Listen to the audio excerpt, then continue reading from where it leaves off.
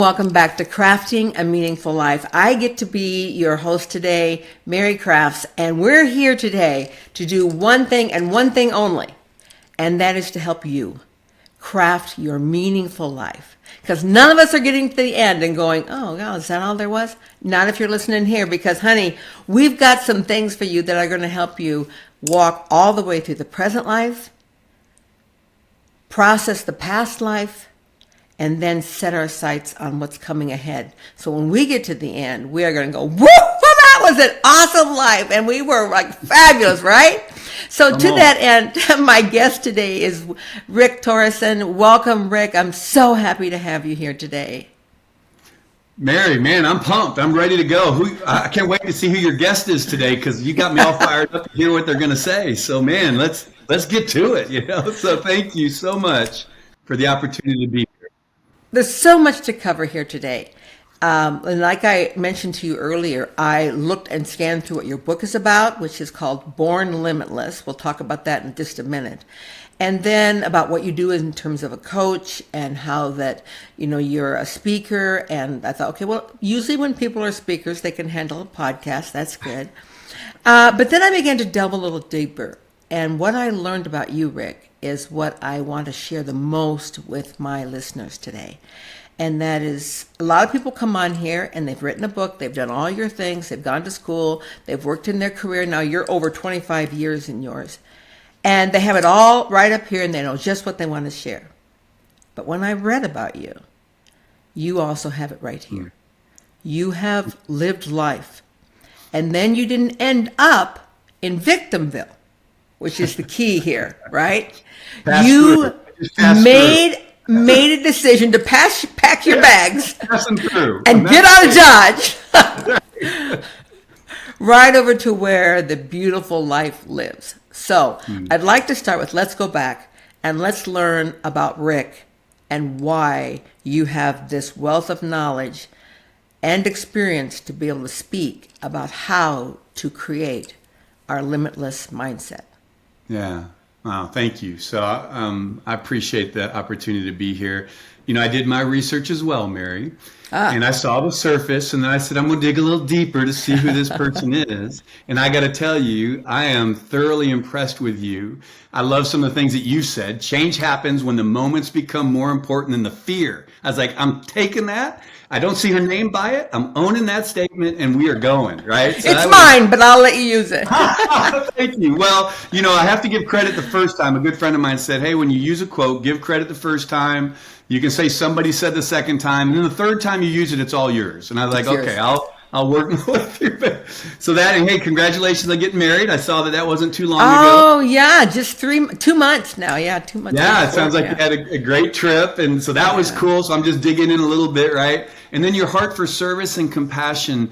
You and I were talking just before we got on for just a second, just about where we are in our lives, right? And I'm 60 years young, so it's not that old, but we've positioned ourselves, my family and my life, to say, what's the next 15 to 20 years going to look like? And it's all about, for me, how much value can I now add? I've lived the life, been through a lot of things. I don't want to just die holding it, right? And that was part of the book and part of the story. I want to be able to say, hey, if this is helpful, if this helps you move on your journey, if there's something here that you can grab, then man, I want to make sure that I leave everything behind. I'm a person of faith as well, and I want my last breath to be amen, right? That my story in my life is a prayer. So I want my words, that last thing, when I'm laying there, I'm like, amen, let's go. That I've been obedient to that story. And as you said, we've all got a story, right? We all have a life. We all have journeys and markers in our lives that have shaped us and marked us. And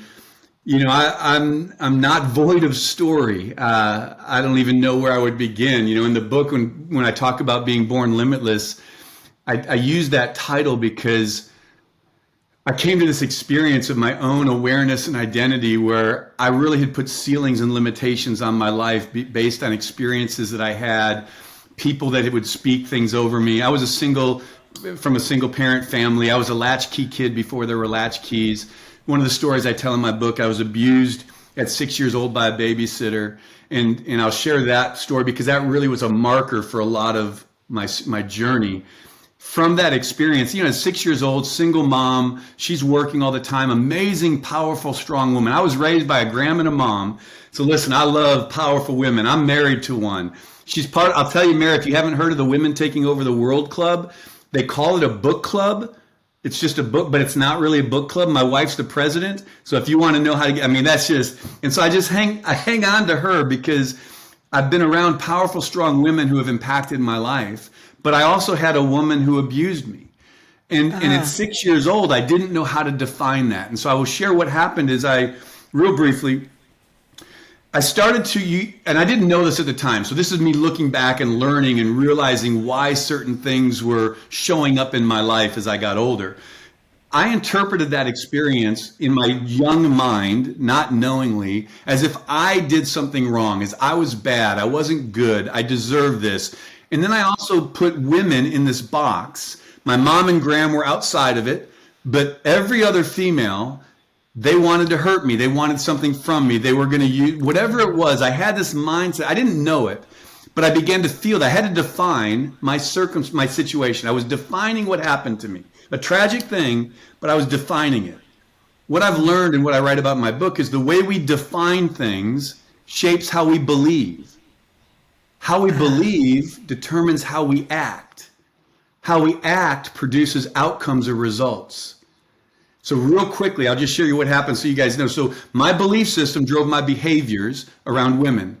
So from that age all the way up till I was 25 years old, I had a wake of broken relationships and damaged situations with females in my past because I'd let them get so close and then that's it. And if I'm honest, I was using those relationships, but not letting them actually into my life till I was 25.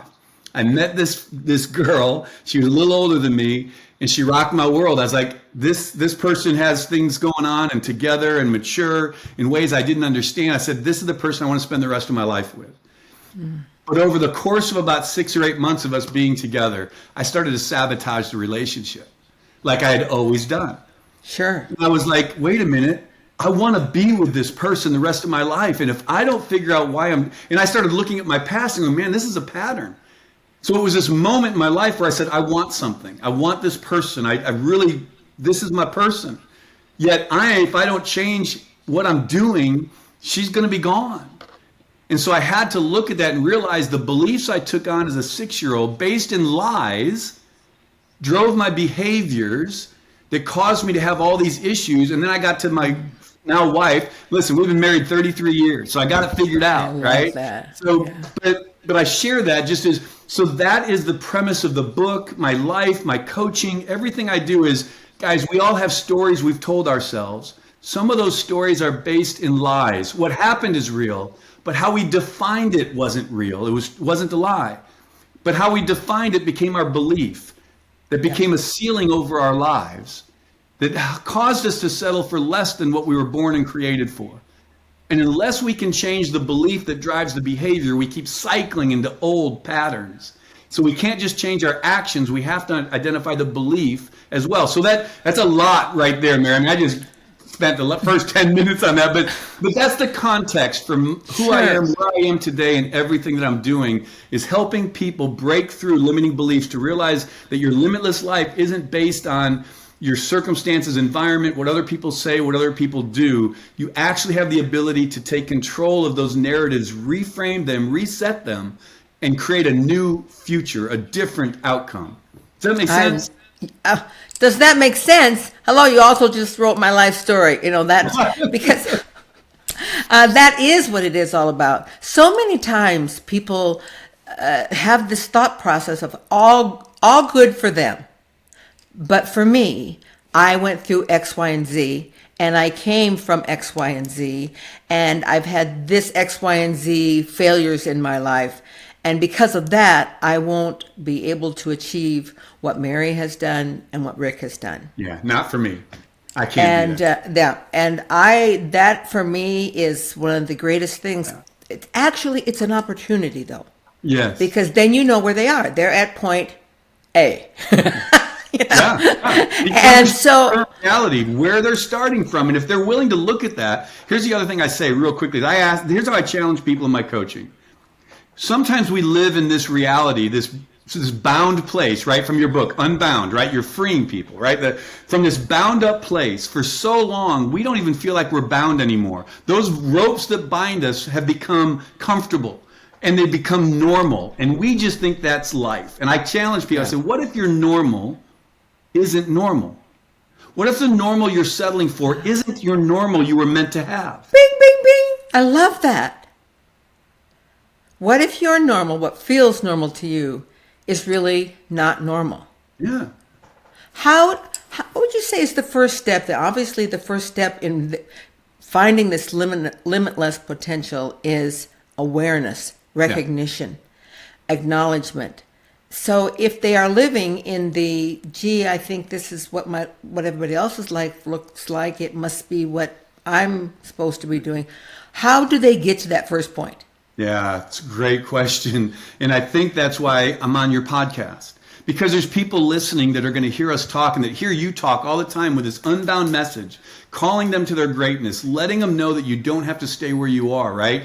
They never thought about anything else until someone says something to them and says it might be possible. Someone they're listening to, someone that presents them with something. It's like, oh, you mean maybe I don't have to be like this? If they will, one, challenge their current reality a little bit. But here's the other thing. If you think about my story, I was a trajectory my whole life with that same mindset, with a wake of divorces and everything. But there was a moment in time where I hit a wall and said, here's something I want really bad, that I really believe in, that I think is for me. And I'm watching myself destroy it. So a lot of times what gets us to that place of realization is a moment in our life where we're conflicted with something we desire and something we've always done, right? So in like, okay, there's a conflict here. Yeah. So that's what triggered me, because I didn't know anything about limiting beliefs. I wasn't thinking about my 6-year-old experience. I wasn't thinking about anything except I really want to be with this person and I'm messing this thing up. That was it. That's all I knew. And I was like, what do I do? From there, fortunately, there were some people that came into my life and I was willing to ask and receive from people. I was like, I don't want this. And so now I'm vulnerable in a good way to say, if I don't want this, but I don't know how to get there, someone has to have a way to help me. And so I found someone who started asking me some hard questions that I was willing to listen to. I will tell all your listeners, you don't have to agree with people and everything. Be teachable. What I mean by that is hold what you think is true loosely. You can always tighten back up later, but hold loosely. Allow things to process through, question and ask. And then if you come at the other side of that and go, nope, what I believe is real, grab back a hold. But what if what they present to you, if you're holding loosely, not dogmatically, but like, let me just hold it loose. I'm not giving it up. I'm just saying, let me hold it loosely. What if something's presented to you actually challenges you and where your eyes open, you go, wow, you know, you may be right. This thing I've been holding so tightly to, maybe it's not true. Maybe it's actually a lie. And there's something else. And if they will get to that place and allow me to ask them that question, hey, what if the normal you're living in isn't normal? And if they will just embrace that for a minute, just like, I don't know, then everything can change. We can go places they never thought they could go if they're just willing to challenge their normal. I love that. Yes. Places they never dreamed they could go. When people talk to me about like the dream of, for example, just getting married and being 70, how was that even possible, Mary? And I'm like, because I never stopped dreaming. I never stopped believing that my dreams were possible. So of all the limiting beliefs that we have around us, I believe, Rick, they are all focused in one concept. And that is the concept, obviously, that we are not enough, that we fall short. Everyone else is enough but me. And for some reason, I am not enough and I'm not worthy. So knowing that is the bottom line thing, and I oftentimes say that, people don't oftentimes recognize that. They go, well, I never say that to myself. I don't say I'm not enough. I've never uttered those words. But what are the words that we utter? What do those look like, those words, so that people can actually recognize what we're talking about is here? Really, really good. And I love that question, because that's our words are powerful and our words reveal.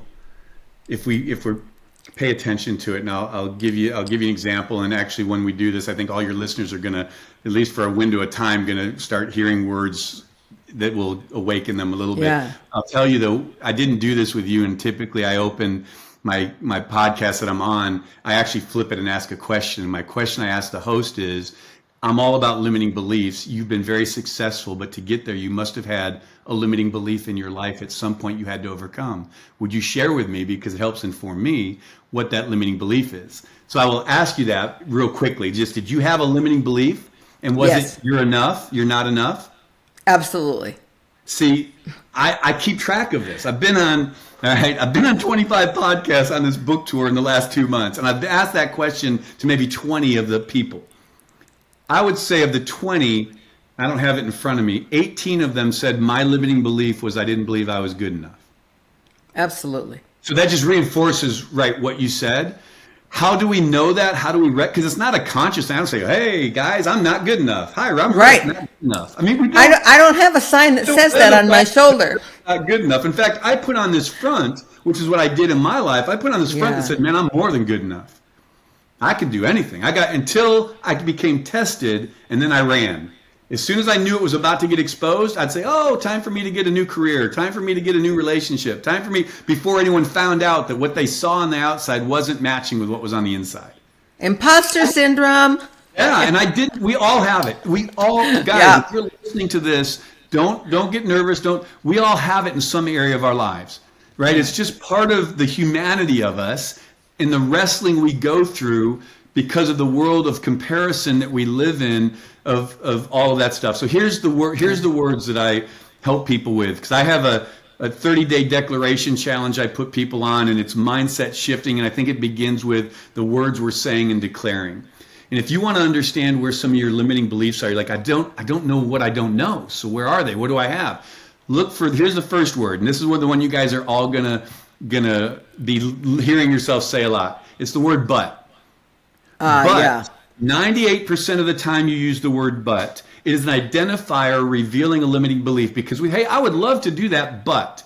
So when we say but, we disqualify everything before it. We basically say, I don't believe anything I said up to that point. The but is this transition that's denying something, and it's an excuse, a justification. So when you hear yourself say but, I was just on a call with someone, and we were talking about this, and all of a sudden they started stopping because they were saying but all the time. And they're like, oh my gosh, oh no, I just said it again. And I said, listen, so here's where their but can be a positive, right? And when you say, I can't do that, but I'm going to try. Or I'm not very good at this, but I'm going to go after it. Now you've negated the negative and projected a positive. But that's very rare that we use but that way. Most of the time, but is the excuse that is revealing a limiting belief in there. So somewhere in there, if you use but a lot, I would say, okay, so examine what you keep butting, and start by saying no buts allowed, right? And then start recognize I just said but. What did I say but about? Oh, I can't do this. Why do I not believe I can do this? Can I really not do it? Or is that just what I believe because at some point in my life someone said, you're terrible at this, you'll never do it, or I failed at it at one point and I just then determined I'm never going to do this again. That is so brilliant. I love that use, because it can bring it to our awareness when we're using that word but of really what our beliefs are. And I always say the truth comes after the word but. Whatever you really believe, like for example, if someone says, well, so-and-so, what do you think about her? And if I say, well, she has a big nose, but she is an incredible person. So what do I believe? I believe that she's an incredible person. But if I say it the other way, yes. What do you think about this person? Well, she has this really large nose that's in the center of her face, but that doesn't stop her. She is incredible. She has gone on to great heights. What do I focus on? That she's incredible, not that she's got this limiting big nose. Or the other way we do it is we say this, hey, this person is really incredible. They're awesome. They've gone to great things, but their nose is so large. Yeah. What I just said was, I don't really care about all that. I don't believe she's done all these great things. All I care about is the vanity that she's got a big nose, and I'm glad I do. Yeah. And it's Right? keeping me from hearing her. I don't hear her because I'm focused on that big nose. I mean, Yeah, and so we think it's a subtle, just kind of whatever, but typically that would reveal something about ourselves. Yeah. That if I have to say that, then there's a belief about myself that I'm trying to compensate for by saying, "Oh yeah, everyone says she's great, but she's got this little thing." yeah, you can't Now see I her. can be, and we don't think about it. It's not a conscious thought that we have that we recognize. But if the people that are listening, if you guys are going through this, you go, man, how does this work out? Just pay attention to your language. If you hear yourself saying, I can't, or I'll never, or I'm not, or I haven't, all of those things are indicators that somewhere in there is a belief that you have. Because those are all beliefs. I can't. That's a belief about something. I'm never. That's a belief about something. It doesn't mean that belief isn't true. It could be. But what if it's not? And so you've been living your life around this, I can't do this, when actually maybe you can. Now, the opposite is, I played basketball in high school and college, a little bit after college. I wanted to be an NBA professional basketball player. That was my desire and goal. I worked really hard. The reality is, my skill set, my ability, I could never be an NBA basketball player. It's not a limiting belief. It's a truth about my ability, just didn't have that to go to that next level. So when I say I can't be I'm never going to be an NBA basketball player, there is a statement there that I go, let me play that out. Is that true, or did I just quit? No, the reality is my size, my ability, the competition level, I made an attempt. That wasn't for me. I wasn't going to get there. It was a dream, but it wasn't for me, and I was okay with that. So there are places where those statements are true. But if we don't look at them, at least examine them, hold them up to the light and say, is it or isn't it? We'll never know. So what if it is, and we're settling for something less than we were born and created for? I'm going to give you an example. It makes total sense. I hope your listeners, I hope they're grabbing some of this, that we all wrestle with this. I'm going to give you an example that I encounter every day on limiting belief. People say, because you've seen a little bit about my social media, I put out there to people that I'm a philanthropist, that I spend my life giving and serving others, that kind of thing. And they'll say, oh, Mary, I wish I could do what you do, but I don't have the finances. I don't have the time. I don't get invited to those kinds of things, on and on. They think, but they have a limiting belief that they are not in my position, that Mary's someplace else. Well, I can tell you right now, I know those people. They have more money than I have. Right. They're actually in a different social strata. They could be invited if they wanted. I mean, the limiting belief is that somehow I am different and they are different. Yeah. And this concept that we are actually all the same, we are oneness, we all are encountering that issue, is one that I drill home every single day. Well, so if you actually get people to recognize their limiting beliefs and what they are, and how they are keeping them bound in their life. Mm-hmm. What is the next step? Yeah, absolutely. So whether it's coaching personally or professionally, the principles, I look for principles. Principles are true in any context, right? So so there's not a ton of them, but there are certain truths that you can apply, whether it's personally or professionally. And so I look for those things that we can hone in on and work on, right? And so one of those, when I think about the next step, so I've recognized, man, I've got a limiting belief, right? And I've realized it came from this experience. The first thing we do is it isn't that it came from the experience. My experience of the trauma and the abuse at 6 years old was not the cause, was not my limit. That's not where my limiting belief came from. It was tragic. It shouldn't have happened. There's so much emotion and feeling, but the limiting belief came from how I defined it and interpreted it. I said I wasn't good because it happened. I said I deserved it. I said all women were bad. So the way I defined the experience created the emotion and the feeling that formed a belief. That listen, here's what's really important. Your behaviors, our actions, every action we do, every behavior we do comes from something we believe, whether we know it or not. You can't act opposite of what you believe. Now, we can will ourselves to do different behaviors for a while, but what happens typically? We cycle back to what we're familiar or comfortable with because we've never addressed the belief that drives the behavior. If I believe all women are bad, how am I going to act around women? I'm going to treat them bad. I'm going to keep them at a distance. I'm going to make sure I'm protected. My behavior is going to align. We were created in a manner that our behaviors and beliefs have to tie together.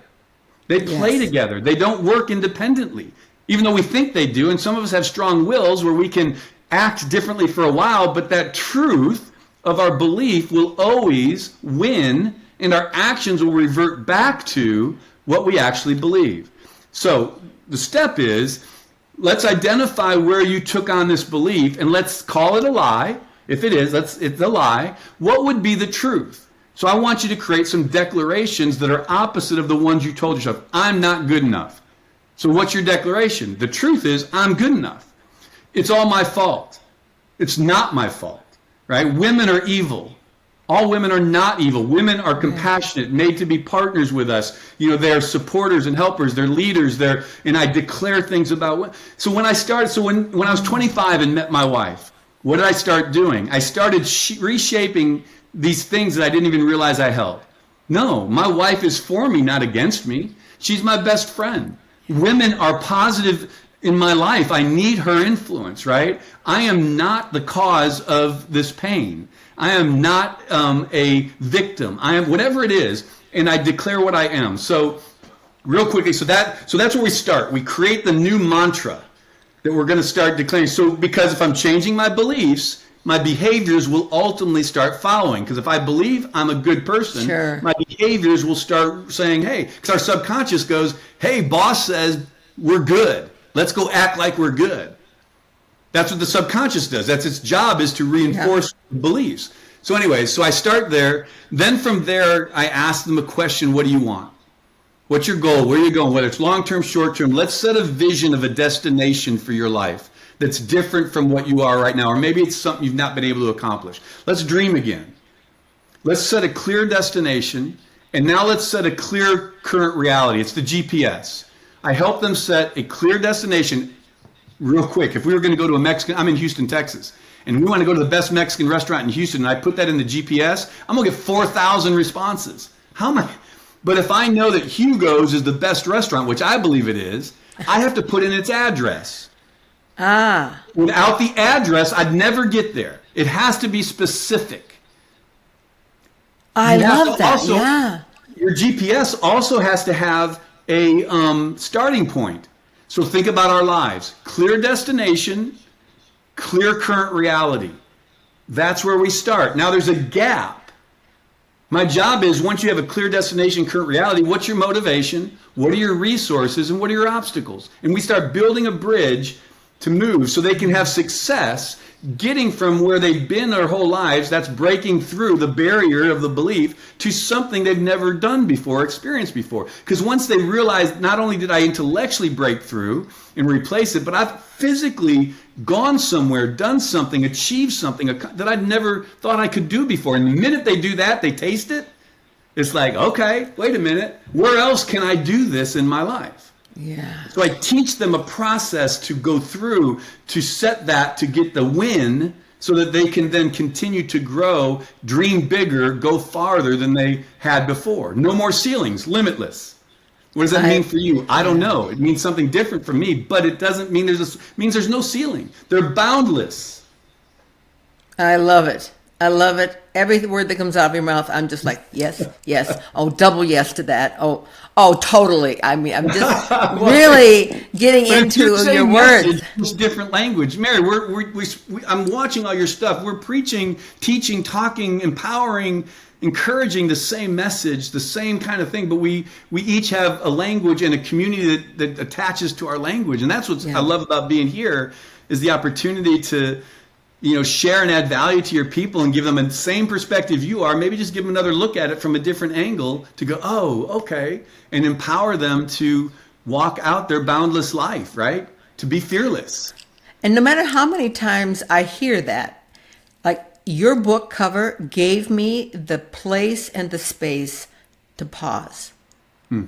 Born limitless. And then you have this infinity sign, which all my listeners know is my sign. Oh, Okay. okay. Yeah. Okay, awesome. And I really just sat with that for a moment and looked at that cover. Do I believe that? And if so, what yet is untapped in me? And it really began to kind of inspire me just looking at the cover. Born limitless, limitless. So I asked So you mean people- I really could do the X, Y, and Z? I mean, I've gotten all the way to S, but I think maybe am I done? there's my ceiling, right? And maybe it's not.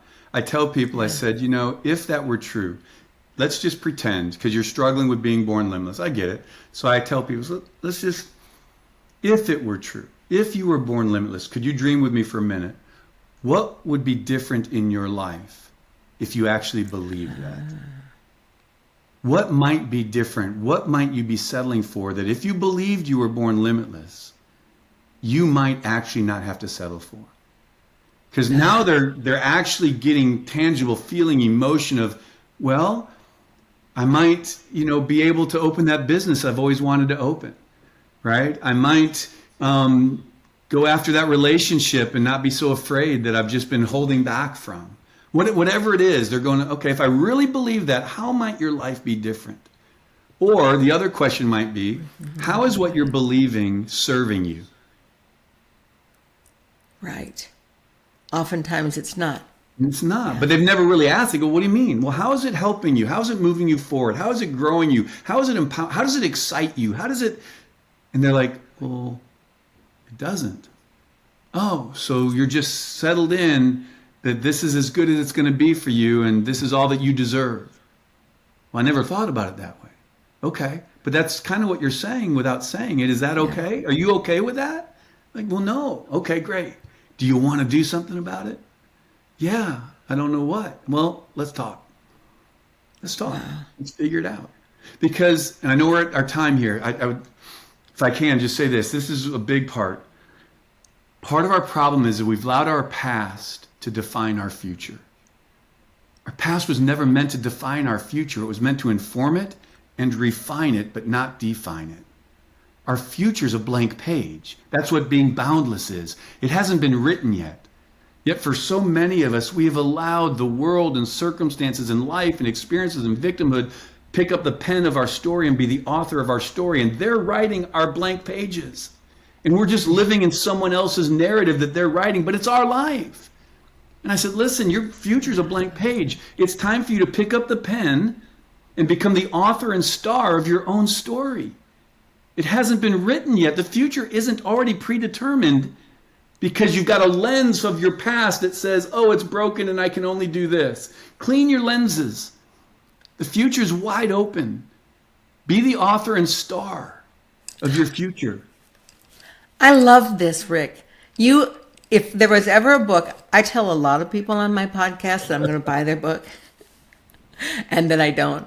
I'm buying your book. You don't get a choice. I'm sending you one, so I already got your address. You're getting one, like it or not. I absolutely love your story. And so many times I've had people say to me the opposite, that I didn't really have any trauma in my life. So I don't know. I think my beliefs are pretty good about me. Well, I think the thing that you and I can both say is that I don't care who you are and what has been your story. It's what happened in the past is affecting what you're creating in the future. And what if you open that book and you just, this is what I want. This is what I see. This is what, for the first time, I believe. Born limitless. Yeah. I think the hardest limiting belief to recognize is the one that comes from people we love. And it's not a big trauma. It's a statement. Well, son, the Torrisons have never been any good at math. Don't bother going down that road. We've all failed at that. Or you can't be a doctor. We've not gotten. They would just say that casually in love. You're a child, and you're like, but we don't understand that plants a seed that all of a sudden our subconscious says, well, I'm a Torrison. I'm never going to be good at math, so I won't even bother with it. So we go through our lives believing something that someone spoke over us that we love, and we don't want to challenge that because we think we're challenging someone we love who didn't mean to do anything, like we're blaming them. No. We're not. It has nothing to do with how we judge that person that said that. They're just living life the best they know how. It doesn't mean that some of the things that we do don't cause some harm. I told my kids, and the last thing, and I'll let you wrap up or whatever we need to do, but here's the thing. I told my kids, instead of giving them a college fund, my wife and I created a counseling fund. See, so when they got older, I said, you're going to need this to take care of all the damage that we've caused in your life. So you're going to take care of your own college, but we've got your therapy and counseling fund all set for you, right? Because we knew. I was like, I know we love you. We have a great family, but I know there's things I've done and said that are going to cause you some harm and grief and not be the best for you. So when they show up, let me know. I'll send the money. I can't tell you how many times I've heard my daughter say that to my grandson. It's okay. It's part of the plan. I'm supposed to mess up, and I'm going to help you get through it later in life. So that is awesome. So true. Oh, Rick, you are an absolute delight. I know that you're in the middle of this great launch of your book, which once again is Born Limitless, available on Amazon. All the links are there. I know you're in the middle of that, and that you're already on the bestseller list. I can totally see why. So listeners, if you've ever thought about buying a book from someone, this is the guy. I really believe that you have things for people that perhaps are said in a different way that will do the wake-up call to how limitless we are. And that's why I love the format of the podcast, is people get to see me tell them eye to eye, sweetheart, you are limitless. Yeah, you are boundless. Beautiful. There isn't anything in your dream process you can't create unless you give up on your dreams and you stop dreaming. Rick, thank you. Amen. That's awesome. No, thank you. I love the opportunity to share with you and pray that there's value for your listeners. And I look forward to just connecting with you in the future. And well, I'm going to ask that next, because we talked about this piece over here, and then there's like this piece over here. I hope that after you get through your book tour and all's well, and you're not doing 25 podcasts a month, that you would come back. People like you. It has been such a blessing to meet so many amazing people doing great work. So I've been blessed. Absolutely. In Houston, Texas, in Salt Lake City, it doesn't matter where in the world we find ourselves. We are all about the same thing. We all want to craft our meaningful life. We all want to be about that piece that leaves a legacy and fulfills us while we're here. Not just leaving a legacy is the important part, but also fulfills us while we're here. Yeah. I love the thing that you said the most. You want to know my key nugget from you? Okay. When I leave this life, I want to be used up. I don't want to write my last check and have it bounce. You know what I mean? I want to give it all away. I want there to be no left inside of me that I didn't share, that I didn't serve, that I didn't lift. That, and I'm going to think about that a lot. I have a new Post-it note all the time on my mirror, and it lasts for about a week. And this is the one. This week it's going to be Born Limitless. Use yourself up in goodness. Yeah. Yeah, that's awesome. That's tremendous. I appreciate that. Thank you so much, Rick. All right. Look at all the things on the end of the podcast, all the links I provide for you. You can follow this guy. You can be inspired every single day of your life, and then get his book. Rick, you are real deal. You are Mr. Awesomeness. Oh, well, thank you. I like that. Appreciate it. God bless. And thank you, everyone, for being here. Namaste. Crafting a meaningful life.